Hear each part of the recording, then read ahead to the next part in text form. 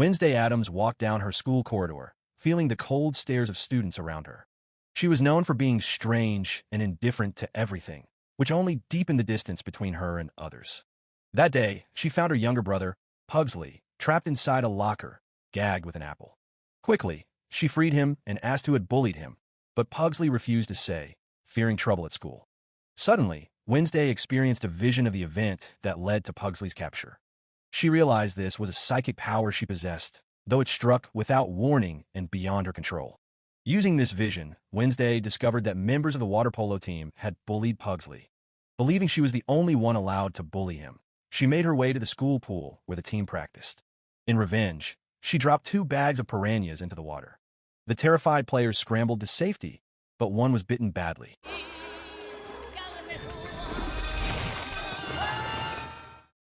Because of the incident, Wednesday was expelled, and her parents enrolled her at Nevermore Academy, a school for outcasts in a remote town called Jericho.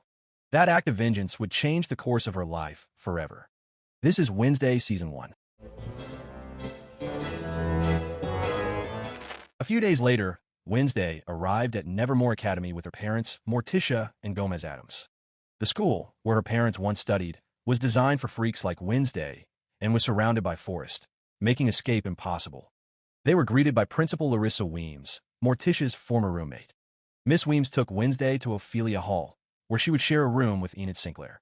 Enid's cheerful and colorful personality stood in sharp contrast to Wednesday's dark and gloomy nature. Despite Wednesday's coldness, Enid tried to befriend her. Knowing Wednesday's love for black, Miss Weems had prepared a special black uniform for her. Enid then showed Wednesday around, explaining the school's 4 main cliques: the Fangs, Furs, Stoners, and Scales. These groups represented vampires, werewolves, sirens, and others. Enid revealed she belonged to the Furs because she was a werewolf. She also told Wednesday about Bianca Barkley, a siren and leader of the Scales, who came from a noble family. Bianca's ex-boyfriend, Xavier Thorpe, was known as the school's greatest artist. As they discussed social media, Ajax Petropoulos approached Enid and warned her about Wednesday, labeling her a psychopath and killer. Ajax did not realize Wednesday was nearby to hear this. When Enid introduced Ajax to Wednesday, he became embarrassed. Wednesday ignored the insult and instead shared even scarier truths to unsettle him. After the tour, Wednesday met her parents to say goodbye. Morticia gave her a necklace and a crystal ball to stay in touch since Wednesday avoided phones. As the family left, Gomez sent Thing to secretly watch Wednesday and report back. Meanwhile, a man hunting near Nevermore was attacked and killed by a monstrous creature. This was the 4th brutal murder in the area, with victims dismembered as if attacked by a beast. Sheriff Donovan Galpin suspected the murders were connected to Nevermore Academy. The next day, Wednesday attended a fencing class where she met Rowan Laszlo, who had recently been defeated by Bianca. When Bianca complained about lacking worthy opponents, Wednesday challenged her to a match without protective helmets. Their coach, Vlad, objected but agreed after Bianca insisted. The match was fierce, with Wednesday holding her own. Bianca refused to lose and finally won by injuring Wednesday's forehead. As Wednesday left, a stone statue fell toward her, but Xavier saved her just in time. Xavier took Wednesday to the infirmary and revealed they had met before at his godmother's funeral, where Wednesday saved him from being trapped in a coffin. Wednesday enjoyed writing mystery novels in her spare time. One night, she heard noises and discovered Thing hiding under her bed covers. Hello, Thing. She realized her parents had sent Thing to spy on her. Faced with 2 choices, Thing chose to become her ally and help her escape Nevermore rather than be locked away for a semester. The next day, Miss Weems took Wednesday to Jericho to meet psychiatrist Valerie Kinbot for court-ordered rehab after Wednesday had tried to harm her former classmates. During the session, Wednesday pretended to use the restroom and attempted to escape through a window. On her way out, she bumped into a man and suddenly had a vision of his death in a traffic accident. Later, she entered a coffee shop and met Tyler, the sheriff's son, who was struggling with a broken coffee machine. Wednesday fixed it, and Tyler offered to take her to the train station after a shift, which she agreed to wait for. While waiting, Lucas Walker, the mayor's son, showed up with friends. They insulted Wednesday as an outcast from Nevermore Academy. She fired back and quickly defeated them in a fight. Sheriff Galpin arrived, surprised by her skills. Miss Weems soon found Wednesday, who had escaped from Kinbot's office. When Miss Weems called Wednesday by her last name, Galpin recognized the Adams family connection. He warned Wednesday that her father, Gomez Adams, was a murderer and that he would watch her closely. On their way back to Nevermore, Wednesday and Miss Weems passed a crashed truck near the forest. Miss Weems hoped no one had died, but Wednesday said the driver was dead with a broken neck. When Miss Weems questioned how Wednesday knew this, she remained silent, remembering her earlier vision. That evening, Wednesday played her cello on the roof to relieve stress. At the same time, Rowan entered a secret room, used telekinesis to grab a book, and tore out a page with a sketch of a girl with 2 braids. Wednesday sent Thing to visit Tyler at his home. Tyler was initially frightened and tried to kick Thing out, but soon realized it was Wednesday's messenger. She gave Tyler her number and asked him to call her. Later, Tyler video called Wednesday using Enid's laptop. Wednesday told him about the upcoming Harvest Festival and asked for help escaping, promising a reward. Tyler agreed, grateful that Wednesday had fixed his coffee machine. At the Harvest Festival, Wednesday met Tyler, who showed her police documents clearing Gomez Adams of murder. Still, Sheriff Galpin believed Gomez was guilty and vowed to find evidence. As Wednesday and Tyler prepared to leave, Lucas and his friends confronted them, seeking revenge. To avoid a scene, Wednesday and Tyler slipped into the crowd. Wednesday accidentally bumped into Rowan and had a vision of his death. She canceled her escape plan and followed Rowan into the forest. She warned him about the vision, but Rowan attacked her with telekinesis, saying he had to kill her to protect Nevermore. He admitted dropping the stone statue, trying to kill Wednesday, the braid girl foretold in a secret book. His clairvoyant mother had sent him to stop her if she appeared. Suddenly, a monster attacked Rowan, tearing him apart brutally. The creature ignored Wednesday and left after killing Rowan. Wednesday reported the attack to Sheriff Galpin, who sent officers to search. After 24 hours with no trace of the monster or Rowan's body, Galpin believed Wednesday had made it up. She insisted someone was covering up the murder to hide the monster's existence. During their argument, Rowan appeared alive, contradicting Wednesday's story. Galpin closed the case. However, Wednesday suspected this Rowan wasn't real. She vowed to investigate the truth. Later, she asked Miss Weems for permission to talk to Rowan. Miss Weems refused, revealing Rowan had been expelled and was leaving by train that afternoon without explaining why. Wednesday began digging for information about Rowan through her schoolmates. First, she met Bianca, who had been unconscious during the recent incident. Bianca told Wednesday she had rushed to report it to Miss Weems, who then brought Wednesday back to Nevermore. Next, Wednesday spoke with Xavier, Rowan's roommate. Xavier described Rowan as a kind young man, but said he'd been acting erratically lately. He also asked about Wednesday's relationship with Tyler, noticing their closeness. Wednesday bluntly said Tyler was just doing her a favor by driving her out of town. Xavier warned her to avoid Tyler and the local boys, who often insult Nevermore students. His jealousy was clear as he seemed protective of Wednesday. Wednesday sent Thing to follow Rowan to the train station. Thing lost track when Rowan entered the restroom and transformed into a middle-aged man. Unaware of the change, Thing waited, but Rowan never emerged. The man then left the station and suddenly became Miss Weems, revealing that she was a shapeshifter. Meanwhile, Wednesday searched the crime scene and ran into Tyler, who was following his father, Sheriff Galpin, as he investigated a recent murder. Tyler asked about Rowan's disappearance and believed Wednesday after they found Rowan's glasses nearby. Later, Wednesday sneaked into Rowan and Xavier's room, searching for the secret book Rowan had taken, but found nothing. She hid as Xavier and Bianca entered, arguing about their breakup and Bianca's hope to reconcile. The next day, Wednesday and Enid joined the Edgar Allan Poe Cup, a rowing race against Bianca's and Xavier's teams. The race required teams to row to Raven Island, retrieve a flag from Crackstone's crypt, and return without sinking or being sunk. Bianca's team cheated again, assigning a mermaid named Kent to sabotage the others by pushing their boats off course. Wednesday trapped Kent with a net hidden under her boat. On the island, she touched the crypt and had a vision of a young girl who said she was the key. Wednesday had no time to ask more and hurried back. As Kent tried to interfere again, Thing plunged into the water to stop her. In the end, Wednesday's team defeated Bianca's, winning the cup and bragging rights. That night, Wednesday found a secret library beneath the Edgar Allan Poe statue using a clue from the torn page of the book Rowan had given her. Inside, she found the book she sought, but was ambushed from behind. She faced the Nightshade, an elite group of privileged students including Bianca, Xavier, Ajax, Kent, and others. Bianca wanted to punish Wednesday for entering without permission, while Xavier suggested recruiting her because of her parents' past membership. Wednesday refused and left. Piecing together images from a book, Wednesday uncovered information about Joseph Crackstone, Jericho's founder. The next day, during Outreach Day, Nevermore students volunteered around town. Wednesday spotted Lucas and his friends bullying Eugene Ottinger, a fellow student who reminded her of Pugsley. She saved Eugene and showed him around the Pilgrim World, a popular tourist site. Intent on learning more about Crackstone, Wednesday asked Eugene to watch for trouble as she entered a restricted area. Inside, she found a painting of Crackstone's witch trials and saw the girl from her vision. Searching for the book the girl held, Wednesday realized it was a replica. She then asked Tyler about the old meeting house depicted in the painting. Tyler explained it was now a ruin deep in the forest, often frequented by vagrants and addicts. He warned Wednesday to be cautious if she went. Ignoring the warning, Wednesday rushed to the ruins. She touched the walls seeking visions and soon saw a past event. The girl was Goody Adams, her ancestor, who, along with her family and other accused villagers, had been imprisoned by Crackstone and his followers, who planned to burn them alive. Goody escaped and warned Wednesday that Crackstone would stop at nothing to destroy outcasts like her and her friends at Nevermore. Wednesday was about to leave when the homicidal monster suddenly appeared.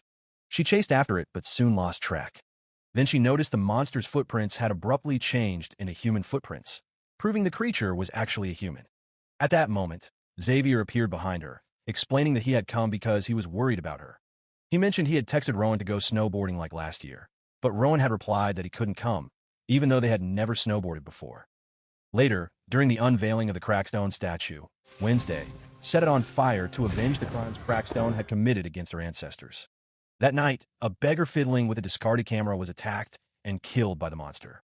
Sheriff Galpin arrived at the scene, found the camera, and discovered photos the beggar had taken of the monster during the attack. This evidence made Galpin begin to believe Wednesday's claims about the creature.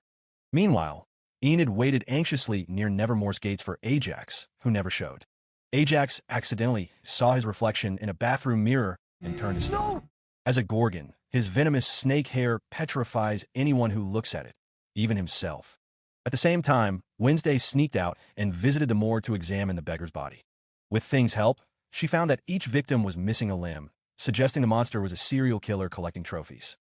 The next day, Wednesday noticed Xavier acting strangely and saw scratch marks on his neck. Xavier claimed they were from a fencing accident. Suspicious, Wednesday followed him to his painting studio near the forest. After he left, she sneaked inside and found many paintings of the homicidal monster that matched its true form. Convinced Xavier was the monster, she took a sketch to Sheriff Galpin and asked him to investigate Xavier's alibi and search his studio. Galpin refused, saying they lacked evidence. Determined, Wednesday continued her search for proof. With Eugene's help, she discovered a suspected monster lair, a cave filled with animal bones, a hand-binding chain, and a broken fong she planned to DNA test against Xavier's blood from the studio. However, Xavier caught her before she could leave. He claimed he wasn't the monster and said it haunted his dreams. Since he could bring his paintings to life, he insisted the monster had attacked him, causing the scratches Wednesday had seen. Though his story seemed honest, Wednesday remained doubtful and vowed to keep investigating. Later, Wednesday gave Galpin the broken fong and Xavier's blood to match the DNA and uncover the truth. Back at Nevermore, Wednesday and Eugene planned to trap the monster and photograph it as evidence. Meanwhile, Thing and Enid arranged for Wednesday to attend the dance with Tyler, knowing she hated social events. They surprised her with a black dress and Tyler as her date. With Tyler ready, Wednesday postponed her plan with Eugene. She told Eugene she had to cancel and warned him not to wander the forest at night. Eugene ignored the warning and went alone. At the dance, Wednesday drew attention, especially from a jealous Xavier. Xavier confronted her, revealing that Tyler and his friends had damaged a mural Xavier had painted during Outreach Day. Tyler admitted his mistake, expressed regret, and promised never to associate with Lucas and his crew again, trying to make amends with Wednesday. Meanwhile, Eugene was staking out the monster's lair when he saw someone enter and set it on fire. Realizing he'd been spotted, he fled immediately. Back at Nevermore, Lucas's friends sneaked in to disrupt the prom as revenge for Wednesday burning the Crackstone statue. They sprayed paint all over the hall, making it look like blood. Panic quickly spread among the students as they tried to escape. In the chaos, Wednesday had a vision of Eugene being attacked by the monster. She rushed into the forest with Miss Thornhill, who helped her search. Eventually, they found Eugene unconscious and badly injured from the attack. Days later, Nevermore held Parents' Weekend. Morticia and Gomez Adams arrived with Pugsley and Lurch.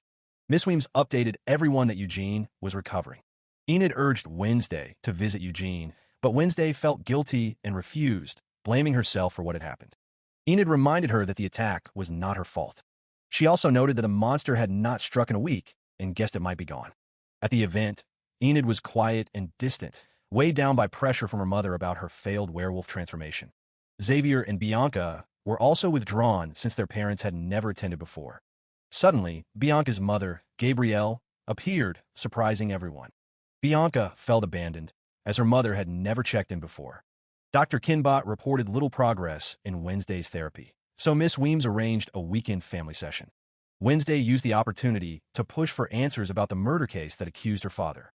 Morticia reassured her that Gomez was cleared of all charges. Meanwhile, Bianca argued with Gabrielle, who wanted her to recruit more members to the Morning Song community using her siren charm. Bianca refused, unwilling to deceive others. Gabrielle then threatened to expose Bianca's cheating on her Nevermore application, where she had used her charm to gain acceptance. Under pressure, Bianca agreed to help, but only after she graduated. At the same time, Sheriff Galpin learned that Dr. Anwar, the coroner, had been found dead in the morgue. The only CCTV camera had been blocked, hindering the investigation. Galpin discovered suicide notes in which Anwar confessed to falsifying Garrett Gates' death report. Connecting this to Gomez Adams, Galpin began to suspect him in Anwar's death. Shortly after Gomez arrived in Jericho, Anwar's body was found, raising even more suspicion against Gomez. Meanwhile, Wednesday visited Eugene on Enid's advice, bringing him honey because Eugene could control bees. She asked Thing to watch over Eugene, fearing the attacker might return. Eugene's parents later showed up, telling Wednesday that he often talked about her, that she was his first friend at Nevermore. Back at school, Wednesday was shocked when Sheriff Galpin arrested her father for Garrett Gates' murder. Determined, Wednesday intensified her search for the truth behind the case. Wednesday visited her father in prison, demanding the truth about the night of the murder. Gomez opened up, revealing his troubled past with Garrett Gates. Garrett, a normie, had been obsessed with Morticia, misreading her kindness for affection. His stalking drove Morticia to report him, but the police ignored her complaints because Garrett's family was powerful, while Morticia was an outcast at Nevermore. Garrett's father hated outcasts and was furious at Morticia's accusations. The story shifted to the past, showing Garrett breaking into Nevermore to confront Morticia. There, he caught her with Gomez and, consumed by jealousy, attacked Gomez with a sword. They fought fiercely until Garrett cornered Gomez. In self-defense, Gomez grabbed a nearby sword and accidentally stabbed Garrett, who then fell to his death. Instinct kicked in. Gomez apologized to Wednesday for not being the perfect father. Wednesday told him he had raised her to be strong and independent. Now convinced of his innocence, she vowed to prove that her father was not the killer. Later, Wednesday met Morticia at the Nightshade headquarters. Morticia revealed that Goody Adams had killed Joseph Crackstone. Their conversation turned to Garrett Gates' murder. Morticia confirmed Gomez was innocent and recounted the night Garrett died. Blinded by rage, Garrett lunged at Morticia, who was forced to kill him in self-defense. Gomez took the blame to protect Morticia. Sensing something deeper, Wednesday pressed Morticia for more details about Garrett's condition that night. Together, they dug up Garrett's grave without permission, which landed them briefly in jail. The exhumation revealed that Garrett's body was intact and blue, evidence of nightshade poison rather than a stabbing death. Wednesday then had a vision of Garrett's last days. His father, Ansel Gates, had ordered him to poison Nevermore students, but the poison had killed Garrett instead. The next day, Wednesday and Morticia confronted the mayor, who had handled Garrett's case. Under pressure, he admitted falsifying the death report to protect the reputations of Jericho and Nevermore. Morticia suspected a conspiracy between the mayor and Ansel Gates. With this evidence, the mayor was forced to free Gomez. While waiting, Morticia explained her supernatural powers to Wednesday. Unlike Morticia's gentle visions, Wednesday's were stronger and more unpredictable. Morticia urged her daughter to train with their ancestors and warned her about Goody Adams, a powerful which consumed by anger and vengeance. She wanted Wednesday to avoid Goody's fate and asked her to be open with her. Later, while reviewing her yearbook, Wednesday realized Miss Weems had disguised herself as Rowan to cover his death. Miss Weems claimed she acted with Rowan's father's approval to avoid police involvement. Suddenly, burning grass appeared, spelling out fire will rain. That night, Enid took Wednesday to Crackstone's crypt. Thing had prepared a birthday surprise with friends, but Wednesday focused on a Latin inscription that read, "Fire will rain when I rise." When she touched it, a vision of Goody appeared, warning that Crackstone would rise to destroy Nevermore's outcasts. Goody showed Wednesday a gate she must find to stop Crackstone. On her 16th birthday, Wednesday received a preserved squirrel from her parents and a black scarf from Enid. While out, Tyler offered her coffee and dinner to celebrate, but she declined, choosing instead to follow Goody's clues. That night, Wednesday asked Xavier about the gate. He had dreamed of it and painted it, revealing that it was the gate to the Gates family house. The next day, Wednesday planned to sneak into the abandoned Gates family house, but spotted the mayor leaving. She secretly followed him and hid in the trunk of his car. Suddenly, the mayor was hit by a speeding vehicle and fell into a coma. Sheriff Galpin immediately suspected Wednesday's involvement. She denied any role, suggesting instead that someone wanted to silence the mayor for uncovering a hidden truth. As punishment, Miss Weems banned Wednesday from leaving Nevermore. Determined to continue her investigation, Wednesday enlisted the help of Tyler and Enid to slip out and explore the Gates house. Meanwhile, Xavier learned from Thing that Wednesday had gone there. At the house, Tyler and Enid expected a birthday celebration, but Wednesday made it clear her priority was the investigation. In a garage, they found a car that had struck the mayor. Wednesday wondered how this was possible since she had been told the entire Gates family had died and that the house had been empty for years. Inside, Wednesday discovered a secret room containing a shrine to Joseph Crackstone.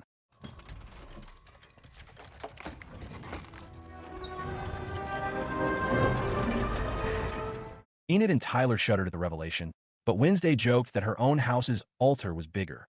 The candles were warm, indicating recent activity. Tyler searched the basement and downstairs, while Wednesday and Enid explored the upstairs rooms. There, they found a tidy bedroom with a music box bearing the initials LG, belonging to Laurel Gates, Garrett's sister, who was rumored to have drowned at sea. Suddenly, Tyler screamed as the homicidal monster appeared. It chased Wednesday and Enid down to the basement. They managed to escape, but soon discovered body parts of the monster's victims. They then found Tyler injured from an attack. Xavier appeared and helped stop the bleeding. Together, they took Tyler to his house, quietly to avoid alerting Galpin. However, Tyler's father demanded answers. Later, Wednesday brought Galpin to the Gates house to show him the gruesome body parts. When they arrived, the shrine and Laurel's bed were gone. Galpin dismissed Wednesday's claims as fabrications without any proof. Back at Nevermore, Enid, upset by Wednesday's dangerous lies, decided to move out. Wednesday, who had never considered Enid a true friend, barely responded. Disappointed, Enid gave up and left. Alone for the first time, Wednesday surprisingly felt sad. She opened Laurel's music box and found secret photos of herself, suggesting that Laurel might still be alive and spying on her. Meanwhile, someone sneaked into the mayor's infirmary and murdered him to keep him silent. At the mayor's funeral, Wednesday suspected several masterminds but lacked proof.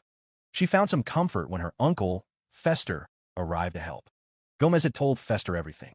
Wednesday smuggled Fester into Nevermore and hid him in the Hummer's headquarters, a place only Eugene visited. Wednesday showed Fester a sketch of the monster, which he identified as the Hide. He did not know what caused the transformation, but advised her to find Nathaniel Faulkner's diary, the founder of Nevermore. The diary was hidden in a secret safe in the Nightshade Library. Wednesday asked Fester to help her locate it. Later that night, Wednesday entered the Nightshade Library and found Xavier alone. They argued fiercely as Wednesday accused him of being the homicidal monster. She pointed out that Xavier was always near the monster's appearances and had painted it with uncanny accuracy. Xavier struggled to defend himself and challenged her, asking why he hadn't killed her if he truly was the monster. Frustrated by the accusations, he left. Soon after, Fester arrived and, with Thing's help, they found Faulkner's diary. The diary described the Hide as an artist by nature, but violent by temperament.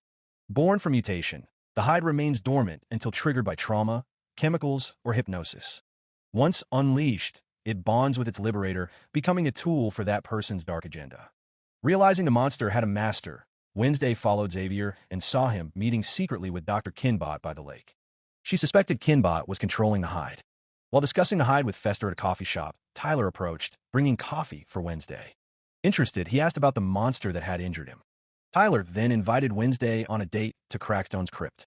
During this simple outing, he confessed his love, but Wednesday explained that her focus remained on finding the mastermind behind the deaths and Eugene's coma.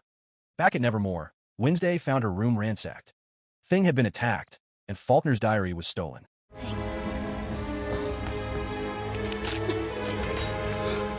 She rushed Thing to Fester, who revived him with his power. Furious, Wednesday vowed to protect Thing, seeing him as family. She warned Fester that the police were hunting him and urged him to leave town. Fester agreed to care for Thing that night before fleeing. Wednesday informed Miss Weems about the hide. Surprisingly, Miss Weems already knew and had hidden the truth to protect Nevermore. She explained that Faulkner was killed by the hide, which had been banned from Nevermore 30 years ago due to its violence.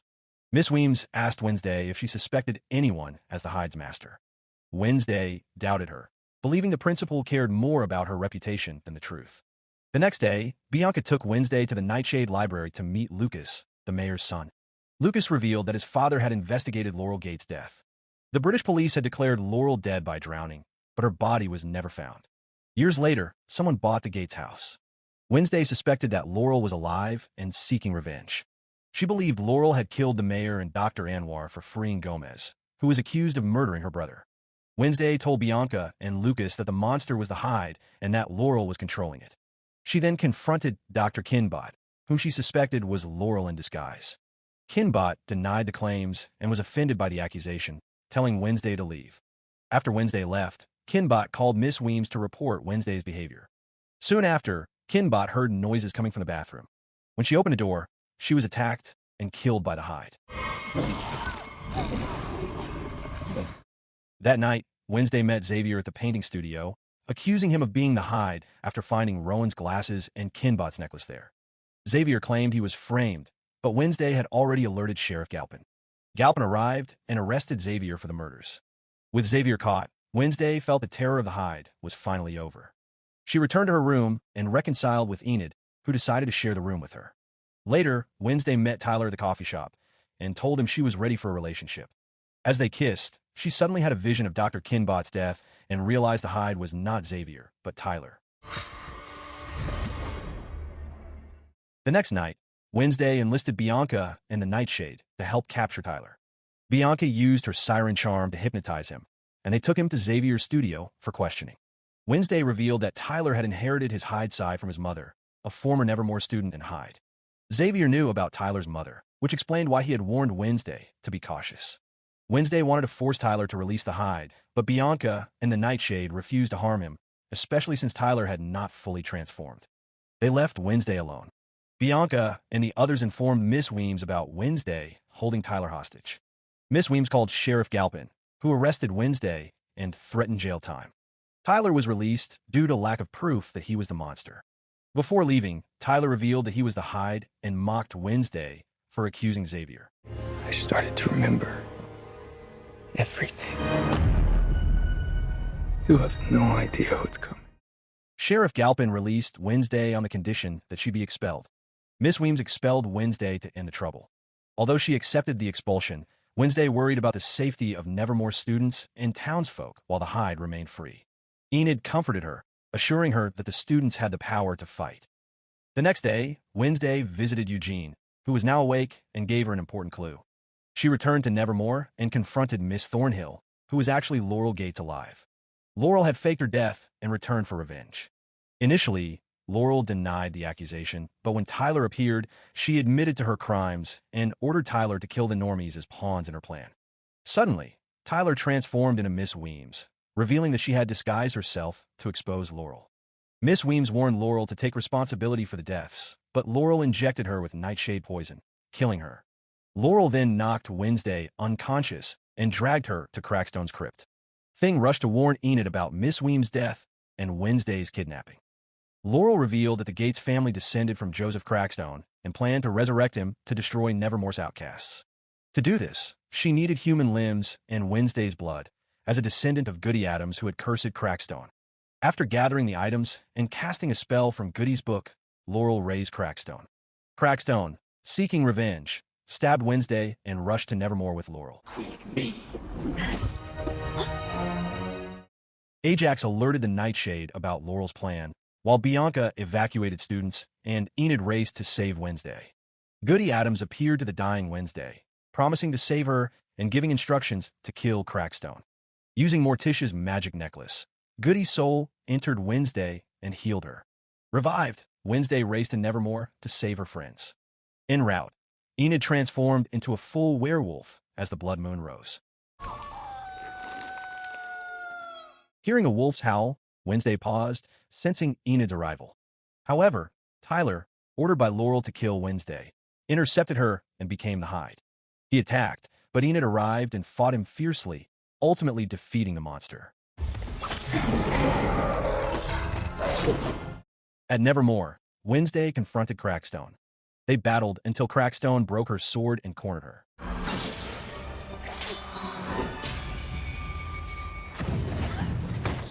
Bianca arrived to help, but was quickly defeated. As Crackstone prepared to kill Wednesday, she stabbed his heart with a broken blade. Crackstone's body disintegrated into dust. Laurel then appeared, threatening Wednesday with a gun. Before she could fire, Eugene arrived and unleashed a swarm of bees that attacked Laurel. That's what you get for messing with Nevermore. After the chaos, Sheriff Galpin arrested Tyler, having known all along that he was the Hide. For the first time, Wednesday hugged Enid tightly, grateful for her bravery. At Nevermore, Wednesday gained new friends who accepted her and stood by her. Before leaving for vacation, Xavier gifted her a cell phone to stay connected. The series ends with Wednesday receiving a mysterious message, sensing that Laurel and Tyler were pawns in a larger, looming disaster. So the moral of the story is if your date's a killer and your therapist worse, skip the dance and book therapy first.